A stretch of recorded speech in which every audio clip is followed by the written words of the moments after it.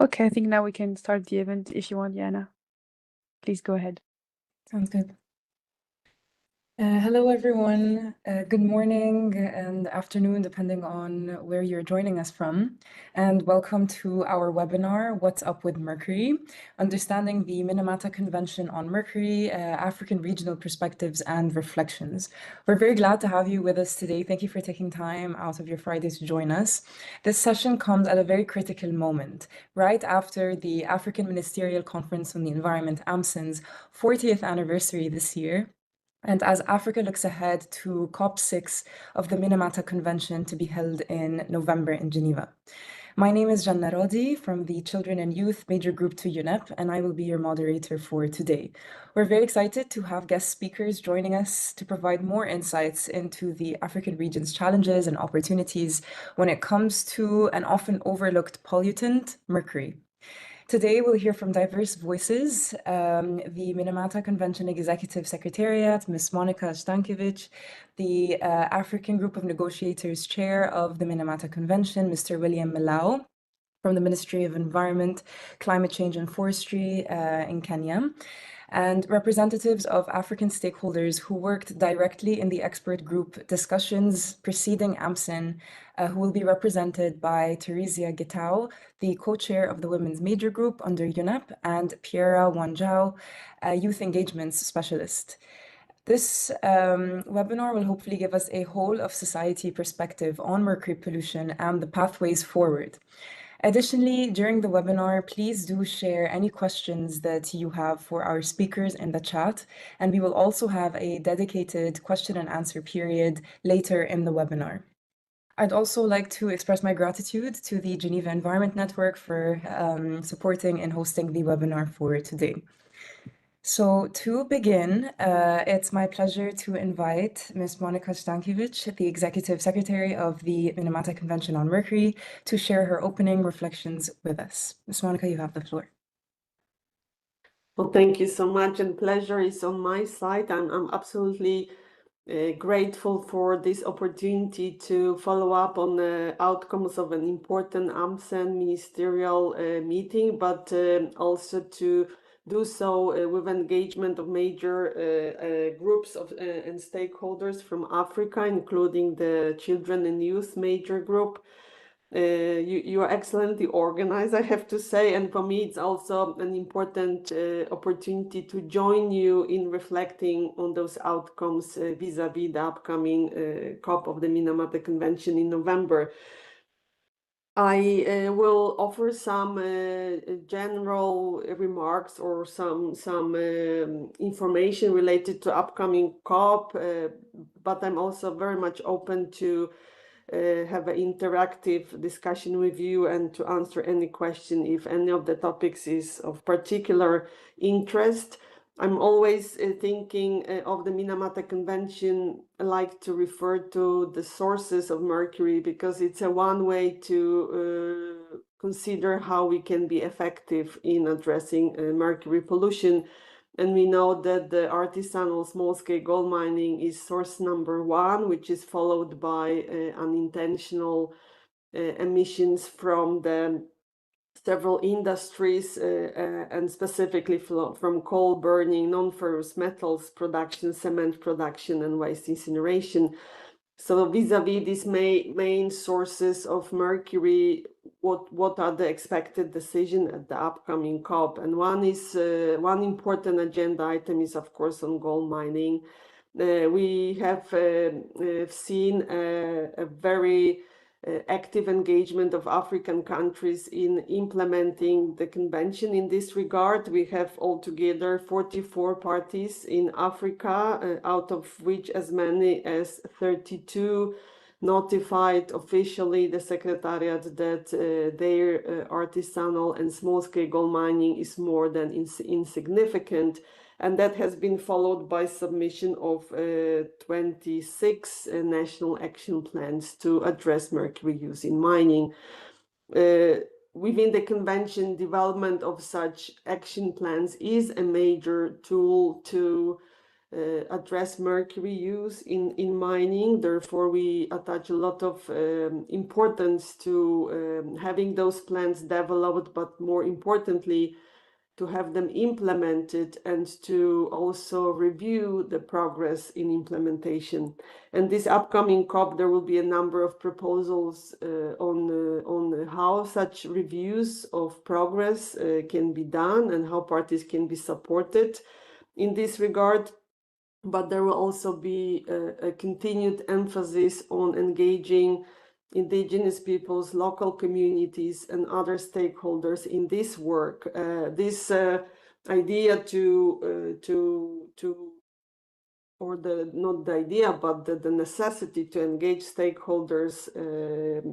I think that the first decision in this regard was done already in COP4, where parties were called upon to ensure such engagement, and since then we are following with a number of guidance documents or other forms of support to encourage parties really to do so as stakeholders, indigenous people, local communities, women.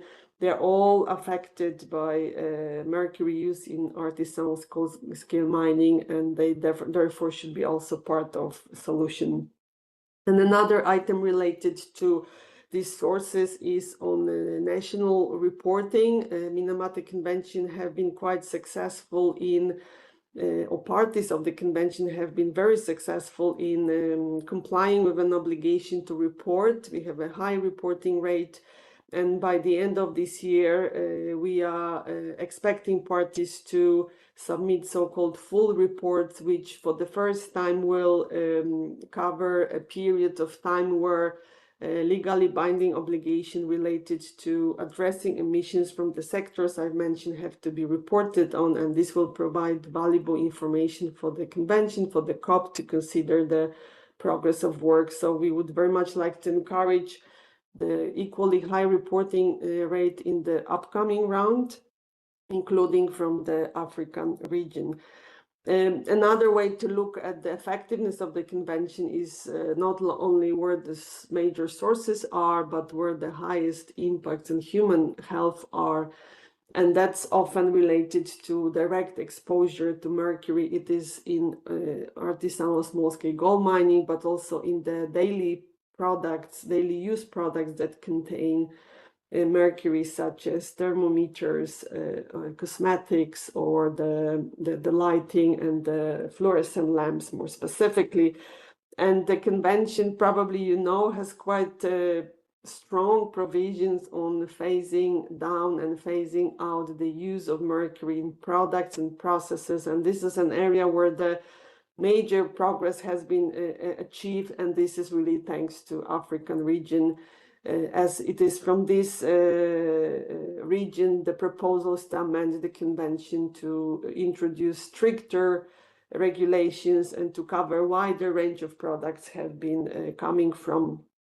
So really the success of the convention in this regard is the success of the African region and the countries, and supported by stakeholders' willingness to address those issues. And why they have been important for African region, because there is probably less regulation to ensure that the regulation related to import of this product, but also that there is less possibilities to dispose those products once they become waste in an environmentally sustainable way. What still remains to be done is to ensure that these regulations are enforced, and then that each and every country who is binded by those regulations have appropriate national policies and rules, and then they can effectively stop import of those products, but also to ensure they are not exported or re-exported. One particular issue here is the use of mercury in skin lightening products. And again, just recently, African region, through Libreville commitment in a meeting held in Gabon, expressed themselves on their wish to collaborate and for the Minamata Convention to create a work program that will help parties to effectively phase out the use of mercury in skin lightening products. This is an issue that is relevant to all parties and all countries in the world. So we, from Secretariat side, I have to say, we very much count on African countries to follow up on the initiative of the Libreville commitment and be active in our COP to so we could then, under the Minamata Convention, create a possible work program and also mechanism for collaboration among parties to address this difficult issue. And then the last substantive item I would like to mention is about trade. I think the upcoming COP is then also an opportunity, perhaps for the first time, for the COP to fully recognize the scale and the challenge related to illegal trade of mercury, but also illegal primary mining. We know already for some time that this is a major challenge to parties, and many parties again, but we have not really formally, COP has not expressed itself really in the full wording that this is a big problem, and that the draft decisions that is being put forward from the Secretariat to the COP is to do this recognition and then take it from there and start elaborating on what could be means and tools to address the problem, and one of which is the important aspect of collaboration on the regional level, on the cross-border level. And here again, the African region, since there has been a lot of illegal trade of mercury going on for the use in artisanal small-scale gold mining, there's a lot of already experiences on the national and even sub-national level that can be shared. And I again hope for African region, including stakeholders from this region, to be active. A few other matters I would like to mention is that also at this COP there is quite an emphasis on engaging stakeholders in the processes under the Minamata Convention, and in particular indigenous peoples and local communities as a group that is often both engaged or affected by mercury use, especially in mining. We are very pleased to that just a few weeks ago, for the first time, a women caucus for Minamata Convention has been launched, which is open to participation to observers wishing to be active in this area. And then another cross-cutting matter that is important to Minamata Conventions are links to biodiversity, because the nature of mercury is such that it will accumulate in the ecosystems, in biota. So it's not, most of all, of course, is then impact on human health by consuming contaminating fish, for example, but it is also a major pressure on the ecosystems themselves and on species. So there is a lot of opportunities for synergies with policies addressing biodiversity loss when implementing Minamata Convention. And perhaps I would stop here and just finalize my opening remarks, so there is enough time for exchanges. I would maybe as the last word invite you to work with us to promote ratification of the Minamata Convention in Africa. I think we still have around 10 countries that have not ratified the convention yet. And stakeholders can really help to raise awareness and provide expertise and confidence to these national processes to ratify, so we can at some point achieve a universal membership of the Minamata Convention. And then one last thought I have about the Minamata Convention and mercury is that really I have this dream that could perhaps be the first multilateral environmental agreement that actually gets implemented. We have all witnesses that these processes of implementation of MES can take decades. And often it's because of the nature of the agreement that are framework agreements. Minamata Convention is not really a framework agreement. It's very specific with specific timelines. In a way, it's narrowed in focus. But what's encouraging here that in 10, 15 years time, perhaps we'll be in position to say that this is the agreement that has basically been done, and therefore create a space for addressing other pressing environmental problems of the current world. Thank you so much, and over to you, Jana. Thank you very much, Ms. Monica, for setting the scene and sharing with us how progress is being made under the convention to address mercury pollution and what's yet to be discussed in COP6 and moving forward. And I loved your point about trying to make the Minamata Convention hopefully one of the most effective agreements of the modern world. I think that's those are words I've never heard from any other executive secretariat, so it's a very good point, and it's very doable, I think, and there's a lot of ambition to get it done and a lot of engagement from stakeholders to support member states. Something that really resonated with me is the value of national action plans as a tool to help with planning, but also the need for implementation of those action plans. So I'm excited to see those conversations unfold also at COP6 in a multi-stakeholder way. So I'm very glad that you touched on that as well, to make sure that those most affected by mercury pollution are being involved in the conversations at a national level, regional level, and at a global level. So thank you very much for creating space for stakeholders to be engaged in this very important critical convention. If anyone has any questions for Ms. Monica, please do leave it in the chat to be answered.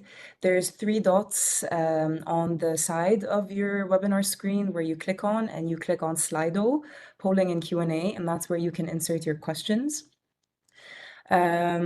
I think there was a question about financial resources for stakeholders to attend with preparatory meetings.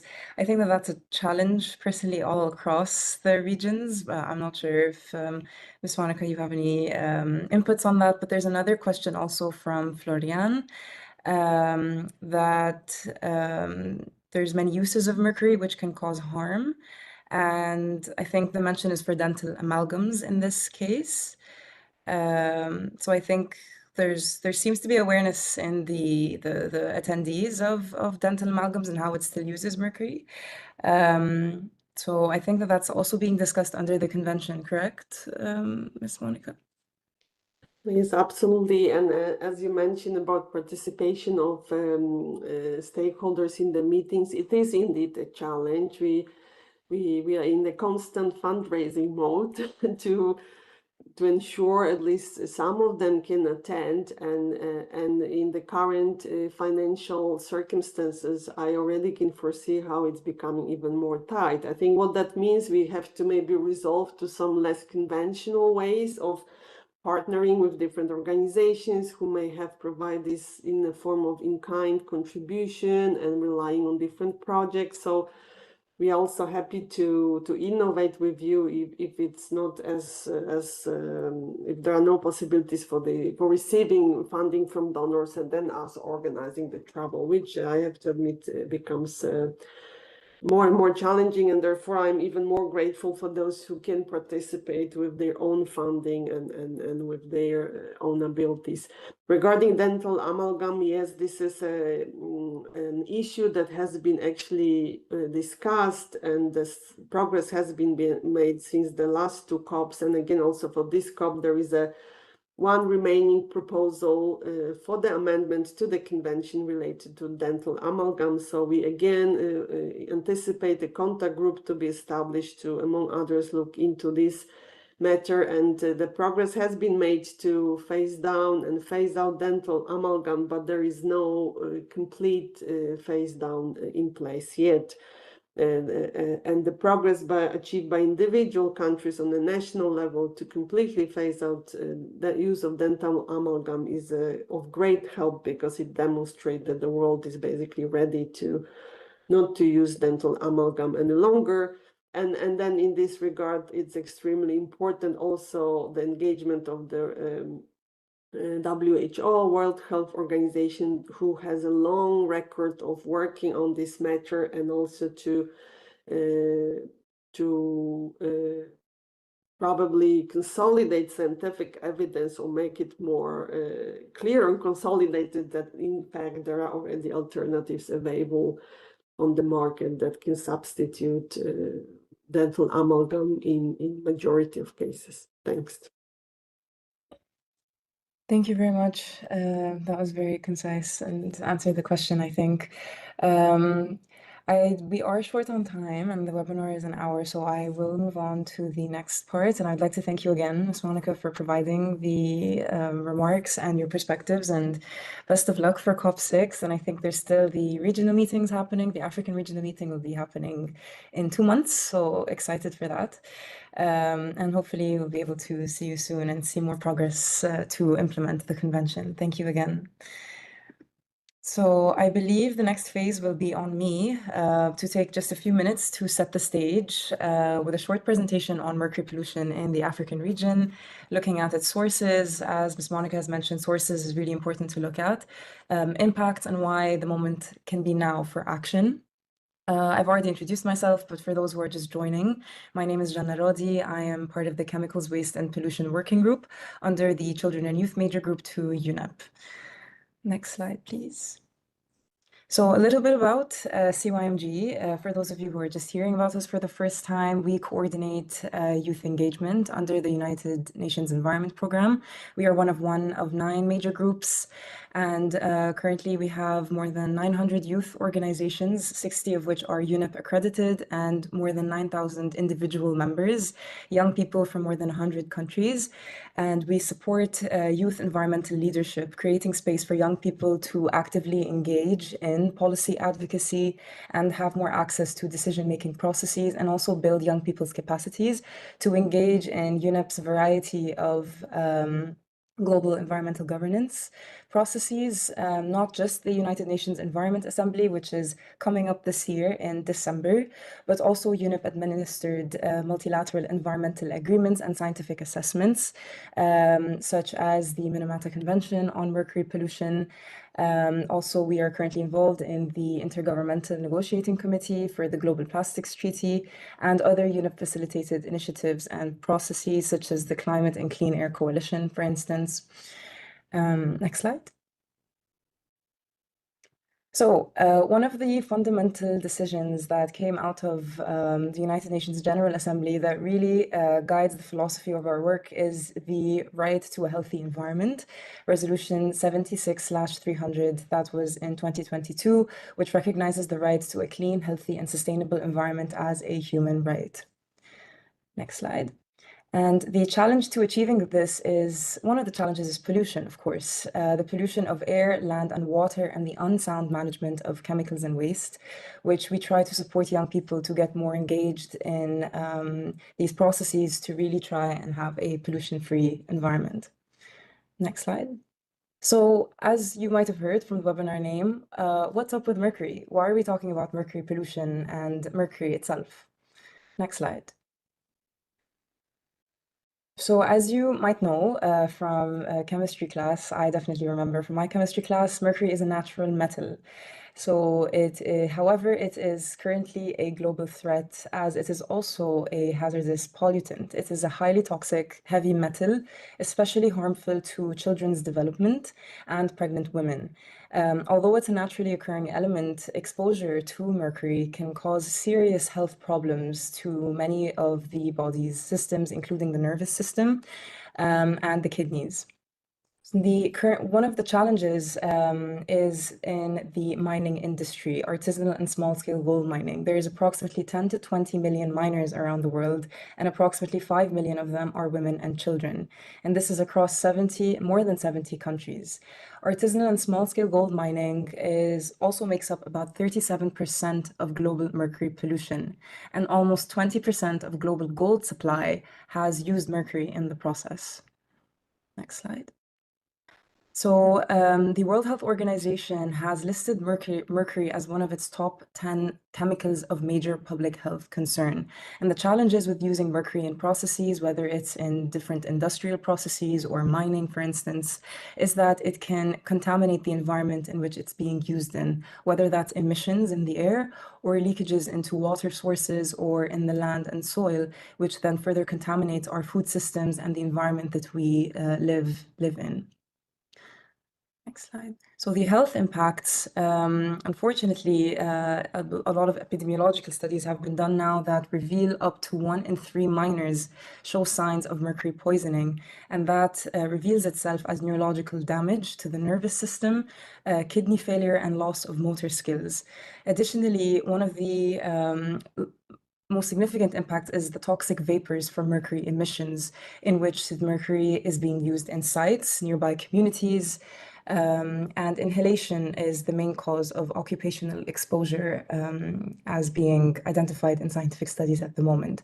Additionally, it's not just humans who are being impacted. If we take a One Health perspective, looking at the environment and animals as well, all living beings are being impacted by mercury pollution, water bodies, the marine life that is within the water bodies, and livestock also can absorb mercury, which then impacts them and also impact us as well. Next slide. So if we go into sources now, what results in mercury being released into the environment to be pollution? Well, it's because it's being used in a lot of human activity at the moment. One of the largest sources in the African region, as mentioned as well previously, is the artisanal and small-scale gold mining, in which 37% of mercury pollution is from this process. Secondly, is from coal burning for power usage. Many countries still rely on coal, and so this is also another source of mercury release. And thirdly is from waste, and this is from products that use mercury. So there still remains products in our systems that utilize mercury. As mentioned, the Minamata Convention is slowly releasing decisions to regulate these products, but there still remains many products that need to be looked into in terms of mercury sources.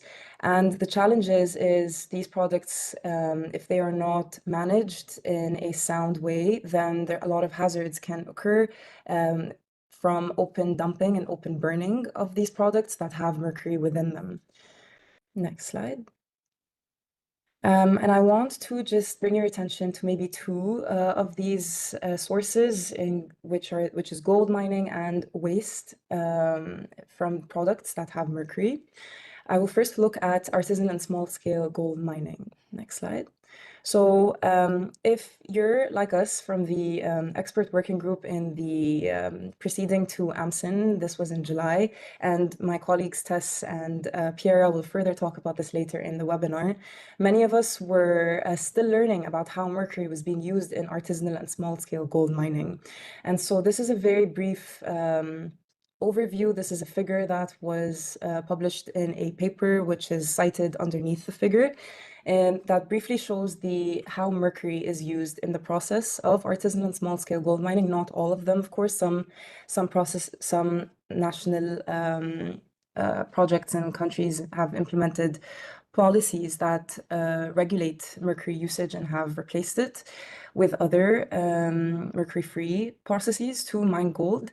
But for this instance, the ore is crushed and afterwards is mixed with mercury to form an amalgam, after which there is a series of manual processes in which the miner is exposed to mercury to be able to filter out the gold from the natural ore. And from the red arrows, you can see all throughout the process of the small-scale gold mining, all the different micro processes in which mercury is being released, whether that's into the land and the water, or whether that's in the air through emissions and vapors.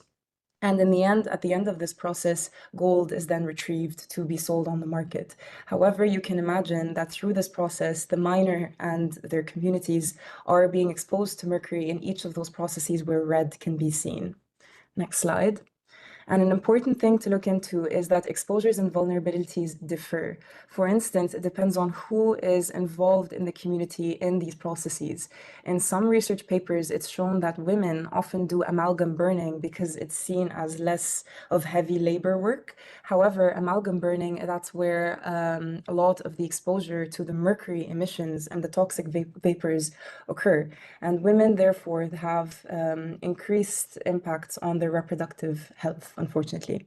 And additionally, children often help in artisanal and small-scale gold mining. They help in different processes, whether it's carrying the ore, burning the amalgams, or just being present in the field.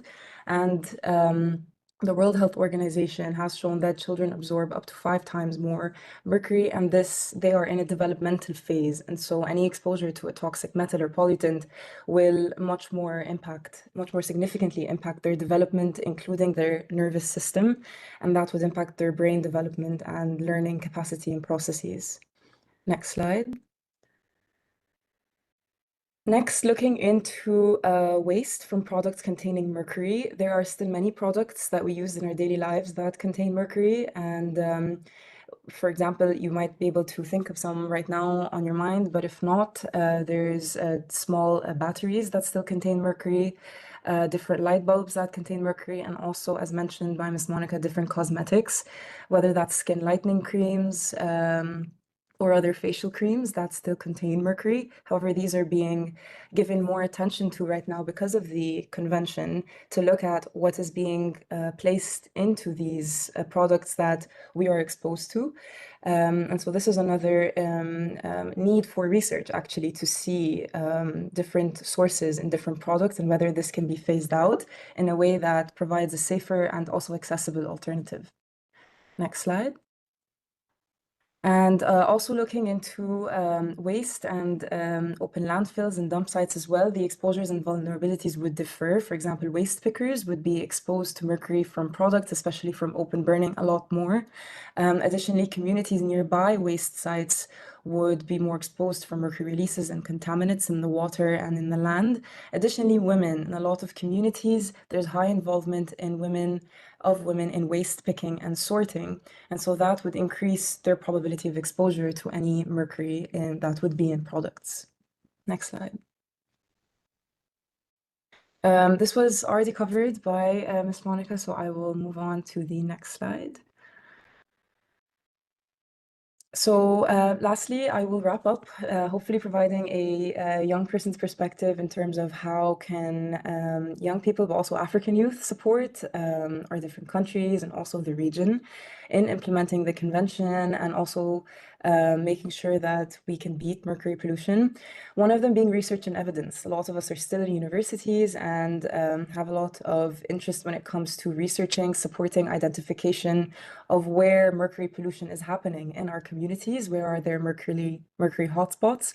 And so this could support decision-making for planning for policymakers and decision makers. Next slide. Additionally, being the generations that are likely most in touch with social media, the internet, and different forms of telecommunications and communications in innovative ways, we can really be an opportunity to raise awareness and capacity in communities on mercury pollution, what it is, what its sources are, what its impact, and what are ways to reduce from exposures. Thirdly, also looking at innovations. Young people are a large source of innovation, and so we can help to support to develop safer alternatives. As, for instance, just mentioned, a lot of products still use mercury, and to phase them out, there would need to be alternatives. So for safer alternatives to arise in our communities, a lot of the young people can be enablers to these solutions through innovative ideas, whether in their schools or universities or other educational programs, or even just in their NGOs or community work that they do. And that's all for my presentation. Thank you for your attention. And if you would like to also follow up on the work that we do under the Children and Youth Major Group or get involved, please do scan the QR code, and I will also follow up and add the link to join in the chat. And with that being said, to continue on with our webinar, I'd like to invite Mr. William Melau, the chair of the African Group of Negotiators on the Minamata Convention during AMCEN, and to also reflect and provide us an overview of what happened during AMCEN this year that released a resolution on mercury pollution and the Minamata Convention. And the first resolution, I think, also that AMCEN has released that focused on mercury and what it means for Africa's role to beat mercury pollution. The floor is yours, Mr. Melau. Thank you. Thank you very much, Jana, and good morning, good afternoon, good evening, colleagues. So, and thank you very much, Monica, Ms. Monica, Executive Secretary, Minamata Convention on Mercury. Happy to see all of you. So basically, the Africa region met. Next slide, please. The Africa region had a meeting just recently in September. Sorry, in June 16 and 17 of July, which was the theme was advancing the sustainable solution for resilience planet, and basically this one was the key agenda was to prepare the Kenya common positions in some of the upcoming global environment negotiation or forums. And among them is actually the Minamata Convention, which is the sixth conference of parties to the Minamata Conventions. The rest are highlighted there, but because of time, I was told I have 10 minutes. I think I will skip the rest. Next slide, please. Yes, so basically this is how the agenda look like for the Minamata Convention, and the Africa group of negotiators was trying to, when developing the AMCEN resolution, was trying to also look at what will be discussed in COP6, but also looking at what were the resolution in COP5, and especially relying on on the resolution 5.4. Next slide. Then the key. This is now to mention that the resolution, which was widely discussed and prepared before, discussed during AMCEN, before the ministerial conference, and also during the ministerial conference, has actually 19 several preambular paragraphs, is quite a number. Then 19 operating paragraphs. And then you also have 18 paragraphs of an annex, which is also attached to it. And I invite all of us to have a look at the resolution, which is available online. If not, I can also share a link to it. It is still unedited, but it will provide the good information. So on the operating paragraphs, and basically the key issue was looking at continued production of mercury-added products in Africa, which is basically exploiting the exemptions which are provided for in production and supply. Then the issue of the Africa being vulnerability as a net importer. Africa do not produce mercury, so some of the mercury-added products are being imported into Africa. That is the fluorescent lamps, the dental amalgam, as well as the cosmetics, and the widespread skin lightening, and this has been mentioned a lot. And I'm happy that the meeting in Gabon also did actually discuss most of this and propose a work program on the same. Then also the perspective of illegal trade, and this has been mentioned even by the Executive Secretary, that there is a persistent and illegal trade, and we know in Africa we have a very weak border enforcement and porous customs systems, and this provides a challenge, and hence the resolution that was really required to deal with this.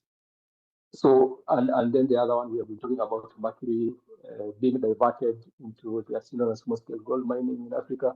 So it is important for certain reasons, but it finds itself in the SDM sector. If you try to look at the trade of mercury, then you will not actually see where the mercury is going, which is therefore believe that it's going to be the SDM sector. So those are the 6 key points that has basically tried to highlight what the resolution is talking about. And in the next slide, I will explain each in a brief. So the next slide, please.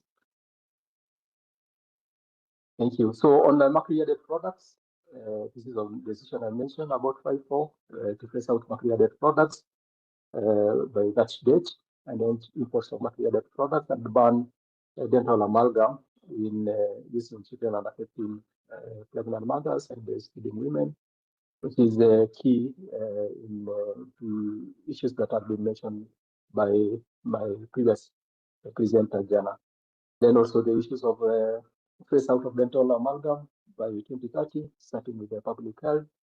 And I'm aware that some of the African countries have already done something on this front, including Kenya, and we'll be looking forward to seeing what has been done in the preparatory meeting in preparation for COP6. The national regulations, this cannot be overstated, is really important, and this is one of the resolutions that the public awareness, enforcement, and elimination of mercury added stimulation products needs really to be strengthened so that those regulations will not allow the importation and the use of such products within the African region. Next slide, please. So you learn on energy efficiency, and this is we really want to see the adoption of harmonized performance and safety standards for lighting and cooling and appliances, so that the standards in Kenya, standards in South Sudan, standards in Nigeria, is there a way that these standards can be harmonized and so that it becomes easy to engage within the region.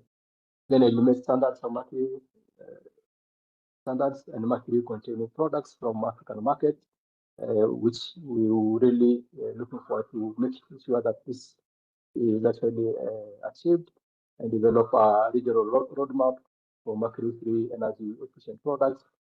I think once you have a roadmap, we will be able to pull our heads together and try to also pull resources to implement the mercury-free and energy efficient product. Then promote local innovation and manufacturing so that at the local region, when we are eliminating some of these products, then there is alternatives to it. Next slide, please. So on SDM, which I've mentioned also earlier on, I am aware that there is also a review of SDM NAP, which is taking place, a project which is underway, which is very good to help the African region also deal with this. But we like to encourage, we are trying to encourage the ministers so that ministers of environment, so that this can be an action to review and implement the SDM National Action Plan. Not only develop and have them laid down, but also have some sort of review and possible monitor and evaluate the progress of the NAP, so that we can deal with the issue of SDM and see how the sector can be formalized, and the mercury-free technologies to be promoted and scaled up, so that when we are dealing with the elimination of mercury, then our people at the SDM sites at least have some alternatives.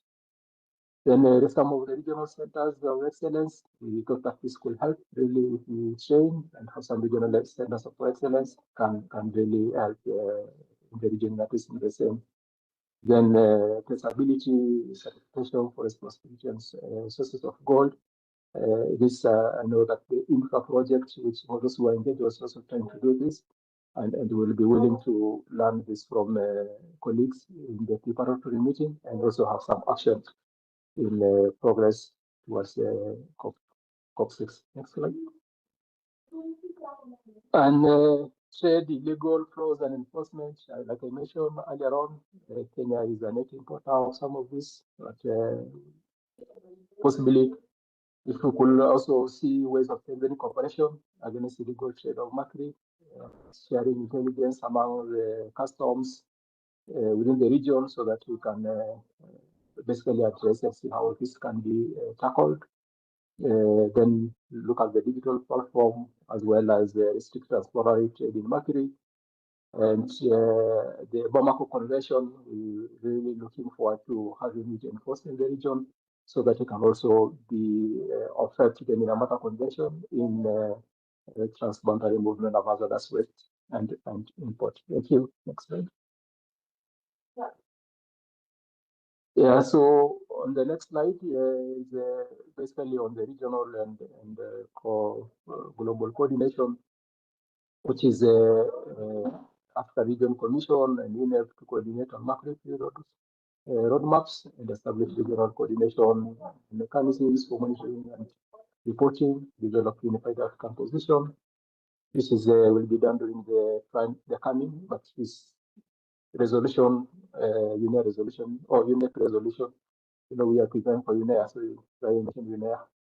The UNEP resolution, AMCEN resolution will really help in preparation for the COP6, the meeting which will be held in Nairobi as a regional preparatory meeting.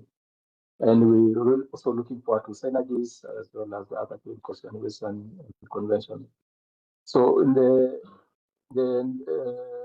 that, I will include the annexes in my presentation, but basically the annexes were basically discussing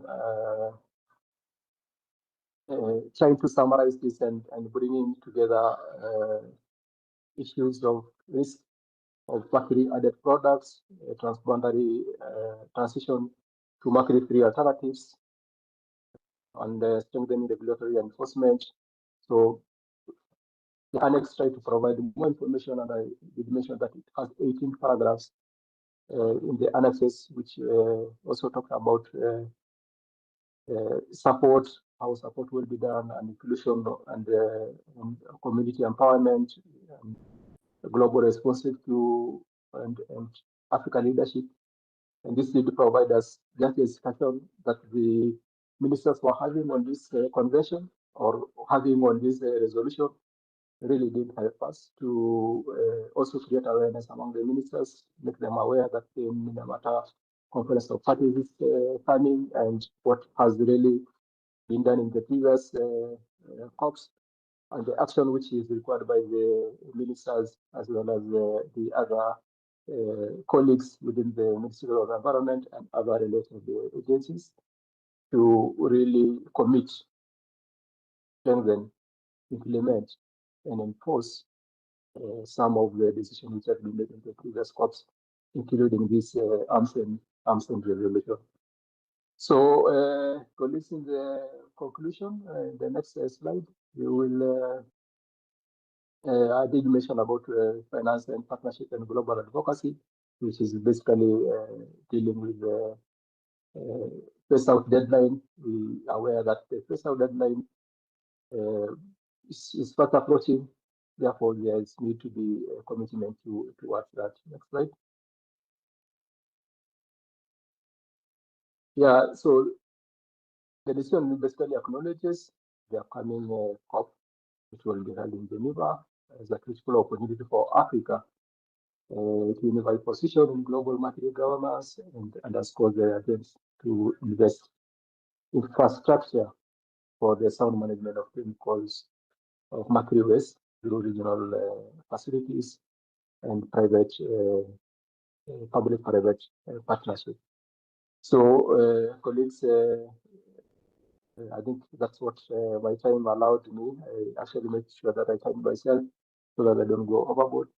But like I mentioned, the resolution is, yeah, that's my alarm. The resolution is really huge, with many paragraphs, touching based on all the sections of the Minamata Convention that we think COP6, COP4, COP5, as well as COP6 preparation is going to help the region in addressing the issues of mercury. Thank you very much. I will be willing to take, looking forward to questions, one or two, and that front. Thank you very much, Diana. Back to you. Thank you.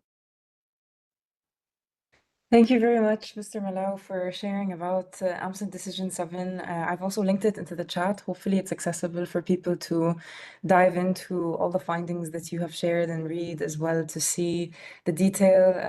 It's incredible. And also thank you for summarizing the African regional priorities to implement the convention in your slides. And as you say, this decision can hopefully support a unified regional direction to cooperate on research and policies and innovations to try and beat mercury pollution. And it's a very clear roadmap for action. And hopefully it can also be implemented in a multi-stakeholder way to multiply the efforts at a national and regional level. We are short on time, but if anyone has any questions for Mr. Malau, please do put it into the chat. And now I will pass it over to Theresia Getau and Pierre Wanjiao, who will represent the African civil society and stakeholders that were present in the expert group working group during the Regional Consultative Meeting, which occurred 4 days before AMCEN, and they will share some of the key insights and gaps identified in those discussions. You have the floor. Thank you so much, Janna. Yes, so as we begin the next slide, please, we're going to be presenting outcomes from the Regional Consultative Meeting, and I'll start by just giving us a background of where we started. So the event occurred between 10th of July to the 14th of July, also having the first, or rather inaugural Youth Day that occurred on the first day of the Regional Consultative Meeting. The expert group consisted of 14 stakeholders coming from various regions across Africa, and we had interest in pollution and also in mercury. And with this, the expert group was led by Janna from Children and Youth, and also and I from the Women's Major Group. And at this juncture, I'd like to point out that before, during, and after the process, the key thing that we found that was missing, especially amongst us as experts, was the information gap that's needed, also awareness. And as Janna had mentioned, just understanding the processes that went into mercury exposure. So our goal was first knowledge sharing, and the second thing was on-ground consultation, something that we are carrying through to ensure that the voices of people on ground is the actual reflection of what we are presenting, and also just to help us come from a place of understanding to make informed decisions. The other bit is that, as you can see from the photo, this process was led mostly by young people. And in the process during the Regional Consultative Meeting, our main focus was to identify the gaps and also the opportunities that would help in eliminating mercury pollution. Next slide, please. So as we are going to be looking at the outcomes of the 4 days of the consultation, next slide, that is impacting the Africa region. And the first thing that we identified was that we're urging the African parties to submit the National Action Plan, with which we discovered that there were 37 submissions, 27 of which were from the African continent, and that is just roughly around 24%. And when it comes to the national implementation plans, there were only 4 that were submitted, none from the African continent.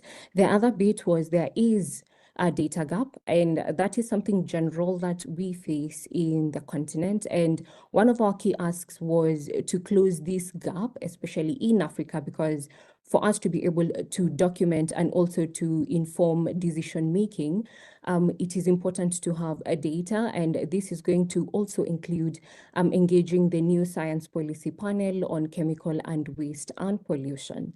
The other bit that we requested was the integration of stakeholders as experts to contribute to negotiation, especially young policymakers and scientists. And this is first at the national level through the contribution, so that at the international level, we would see there's that intergenerational succession, and also there is knowledge sharing.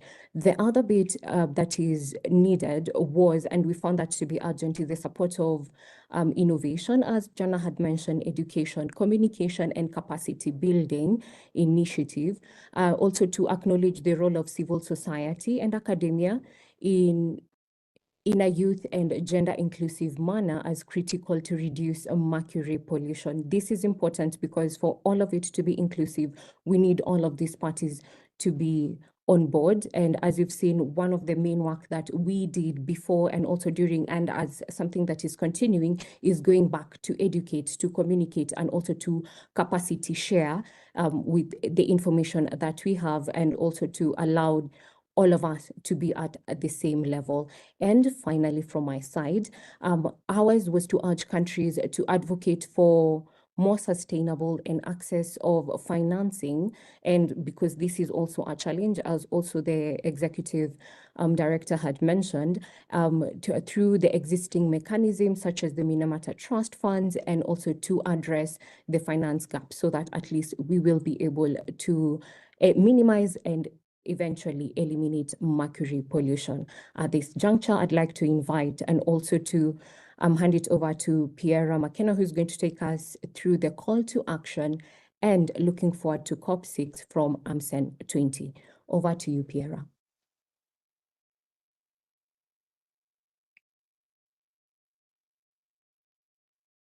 We as the major groups and stakeholders of Africa call for communication and public awareness about mercury pollution and the Minamata Convention. This involves transparency about mercury usage at national level to support planning. Invest also in research to ensure evidence-based decision-making around mercury using and rehabilitating the existing mercury exposed areas. Looking ahead to COP6 from AMCEN 20, from the perspectives from our perspectives, there is urgent need to invest in innovation measures to help reduce mercury pollution with accessible and safe innovative methods to mercury usage, for example, on skincare products and dental amalgam. This involves collaboration that are multi-sector and multi-stakeholders. We also encourage invest in more regional and global regulations of the illegal market of mercury. There is need for a process similar to the Kimberley process established for diamonds for mercury usage in mining, including artisanal and small scale. We also encourage to invest in protective methods and protective methods to protect from occupation and community exposure for mercury, exposure of mercury for health and safety, especially for those most in vulnerable situations, such as pregnant women and children. So looking ahead to COP6 from AMCEN 20, from our perspectives, there is urgent need for national consultations with the affected stakeholders, for example, waste pickers, miners, the youth, and the civil society. We also asked for increased research and accessible safe alternatives to mercury usage products and processes to reduce mercury pollution. And finally, there is need to increase public awareness on mercury pollution with the community media stations to disseminate information. This brings us to the end of our presentation. Thank you.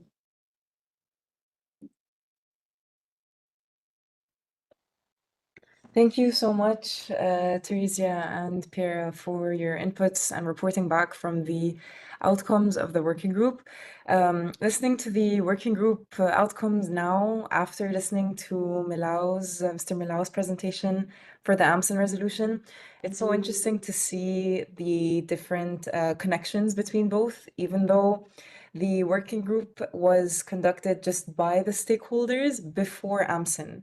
And we kind of reached very similar conclusions as to the national level representatives in the negotiations as seen in the AMCEN resolution. So this is just another case for how cooperation and multi-stakeholder collaboration can really help with coordinating efforts and providing perspectives in a way that in the end reaches the same goal of what is the gaps and what needs to be done to collaborate on beating mercury pollution. I think there's some questions in the chat, in the Slido chat. So again, to provide any inputs, please click the 3 dots on the right, bottom right, and the Slido. Yes, that's perfect. It's on the screen right now. Thank you very much for whoever is managing the slides. That was perfect timing. I think there's we can have a few minutes for some questions. There's a question from Brian for Mr. Milao. He says, thank you for the presentation. The question is there a plan by the African group to support youth researchers to attend the upcoming COP6? And would you consider organizing youth-led forums with informal waste pickers, artisanal and small-scale miners to create awareness and solidify views ahead of the summit?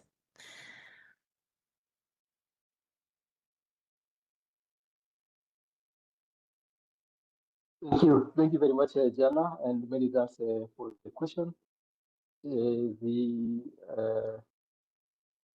Yeah, so I think the question was asked initially also to Monica on the support, and I think this becomes a challenge.